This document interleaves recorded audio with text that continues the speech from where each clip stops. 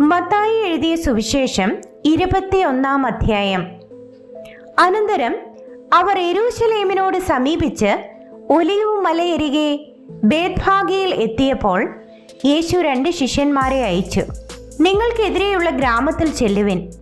അവിടെ കെട്ടിയിരിക്കുന്ന ഒരു പെൺകഴുതയെയും അതിൻ്റെ കുട്ടിയെയും നിങ്ങൾ ഉടനെ കാണും.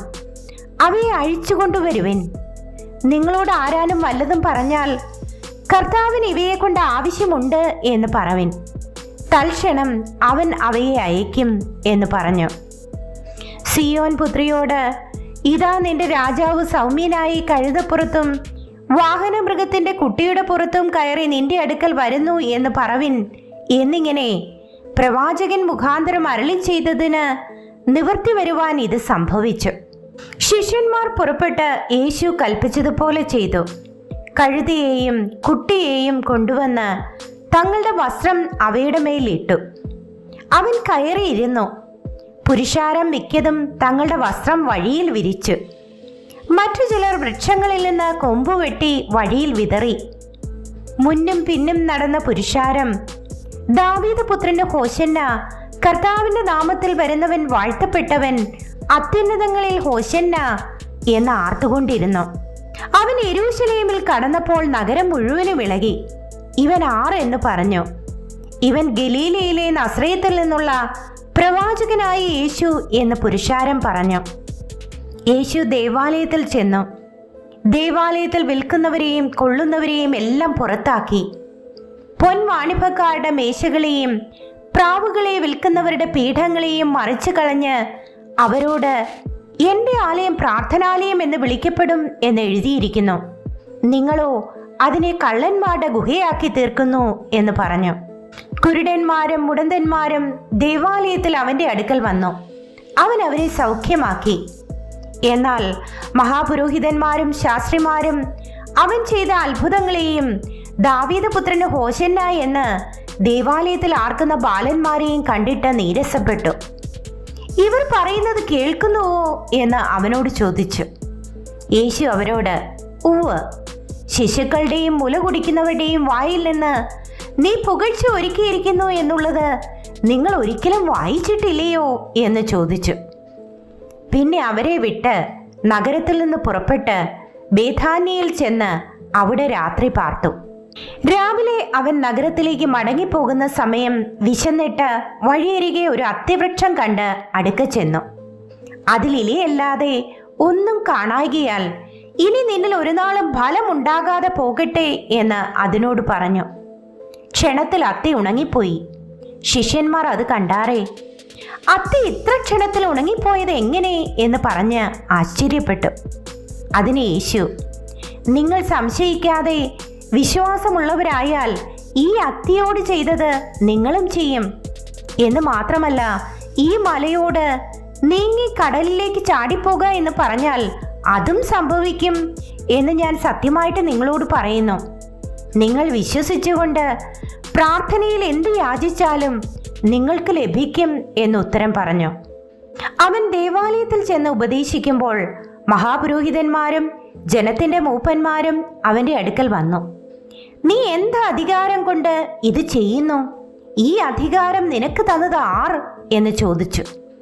യേശു അവരോട് ഉത്തരം പറഞ്ഞത്, ഞാനും നിങ്ങളോടൊരു വാക്ക് ചോദിക്കും. അത് നിങ്ങൾ എന്നോട് പറഞ്ഞാൽ എന്ത് അധികാരം കൊണ്ട് ഞാൻ ഇത് ചെയ്യുന്നു എന്നുള്ളത് ഞാനും നിങ്ങളോട് പറയും. യോഹന്നാന്റെ സ്നാനം എവിടെ നിന്ന്? സ്വർഗത്തിൽ നിന്നോ മനുഷ്യരിൽ നിന്നോ? അവർ തമ്മിൽ ആലോചിച്ചു. സ്വർഗത്തിൽ നിന്ന് എന്ന് പറഞ്ഞാൽ പിന്നെ നിങ്ങൾ അവനെ വിശ്വസിക്കാഞ്ഞത് എന്ത് എന്ന് അവൻ നമ്മോട് ചോദിക്കും. മനുഷ്യരിൽ നിന്ന് എന്ന് പറഞ്ഞാലോ നാം പുരുഷാരത്തെ ഭയപ്പെടുന്നു. എല്ലാവരും യോഹന്നാനെ പ്രവാചകൻ എന്നല്ലോ എണ്ണുന്നത് എന്ന് പറഞ്ഞു. അങ്ങനെ അവർ യേശുവിനോട്, ഞങ്ങൾക്ക് അറിഞ്ഞുകൂടാ എന്നുത്തരം പറഞ്ഞു. അവൻ അവരോട് പറഞ്ഞത്, എന്നാൽ ഞാൻ ഇത് എന്ത് അധികാരം കൊണ്ട് ചെയ്യുന്നു എന്നുള്ളത് ഞാനും നിങ്ങളോട് പറയുന്നില്ല. എങ്കിലും നിങ്ങൾക്ക് എന്തു തോന്നുന്നു? ഒരു മനുഷ്യന് 2 പുത്രന്മാർ ഉണ്ടായിരുന്നു.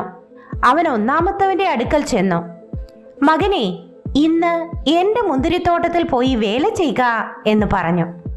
എനിക്ക് മനസ്സില്ല എന്ന് അവൻ ഉത്തരം പറഞ്ഞു. എങ്കിലും പിന്നത്തേതിൽ അനുതപിച്ച് അവൻ പോയി. രണ്ടാമത്തവന്റെ അടുക്കൽ അവൻ ചെന്ന് അങ്ങനെ തന്നെ പറഞ്ഞപ്പോൾ, ഞാൻ പോകാം അപ്പാ എന്ന് അവൻ ഉത്തരം പറഞ്ഞു. പോയില്ല താനും.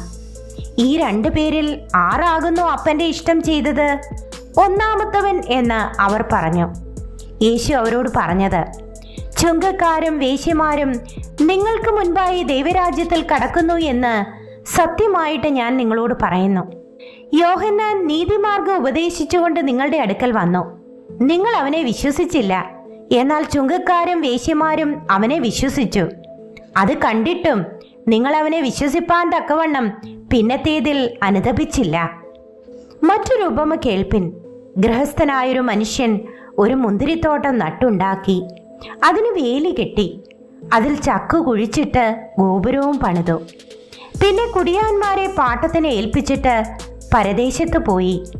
ഫലകാലം സമീപിച്ചപ്പോൾ തനിക്കുള്ള അനുഭവം വാങ്ങേണ്ടതിന് അവൻ ദാസന്മാരെ കുടിയാന്മാരുടെ അടുക്കൽ അയച്ചു.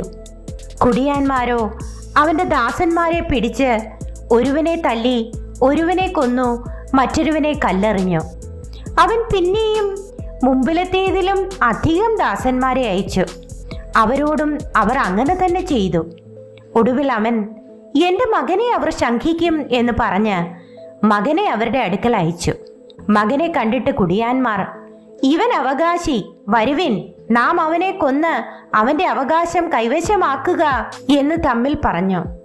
അവനെ പിടിച്ച് തോട്ടത്തിൽ നിന്ന് പുറത്താക്കി കൊന്നുകളഞ്ഞു. ആകയാൽ മുന്തിരിത്തോട്ടത്തിന്റെ ഉടയവൻ വരുമ്പോൾ ആ കുടിയാന്മാരോട് എന്തു ചെയ്യും?